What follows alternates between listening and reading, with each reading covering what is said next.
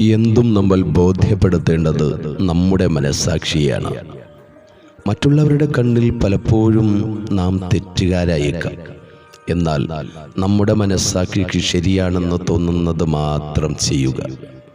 എങ്കിൽ നാം തളർന്നു പോകുന്ന അവസരങ്ങളിൽ താങ്ങി നിർത്താൻ ആ ഒരു മനസ്സാക്ഷി എപ്പോഴും നമ്മോടൊപ്പമുണ്ടാകും.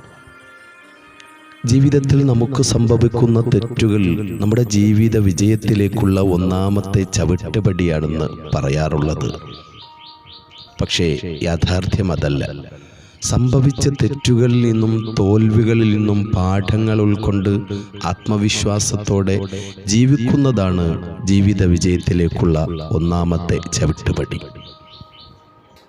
മുന്നിലുള്ളത് എത്ര പരിമിതമായ സാധ്യതകളാണെങ്കിലും ഒന്നിനെയും വലിച്ചെറിയാനുള്ളതല്ല എന്നുള്ള ബോധ്യമാണ് നാം ആദ്യമായി ഉണ്ടാക്കിയെടുക്കേണ്ടത്. ഒന്നിനെയും ഉപേക്ഷിക്കരുത്. കാണേണ്ടതിനെ കാണേണ്ടതുപോലെ കാലോചിതമായി കാണാൻ ശ്രമിക്കുക എന്നതാണ് വേണ്ടത്. അനുകൂലമായ സാഹചര്യങ്ങളിൽ മനസ്സ് പാളം തെറ്റാതെയും പ്രതികൂല സാഹചര്യങ്ങളിൽ മനസ്സ് പതറാതെയും എല്ലാ പ്രതിസന്ധികളെയും അതിജീവിക്കാൻ നമുക്ക് കഴിയേണ്ടതുണ്ട്. പുതിയ പുതിയ അറിവുകൾ സമ്പാദിക്കുവാനും നല്ലതിനെ പുണരുവാനുമുള്ള ദാഹം നമ്മുടെ ഹൃദയത്തിൽ എപ്പോഴും നിലനിർത്തണം.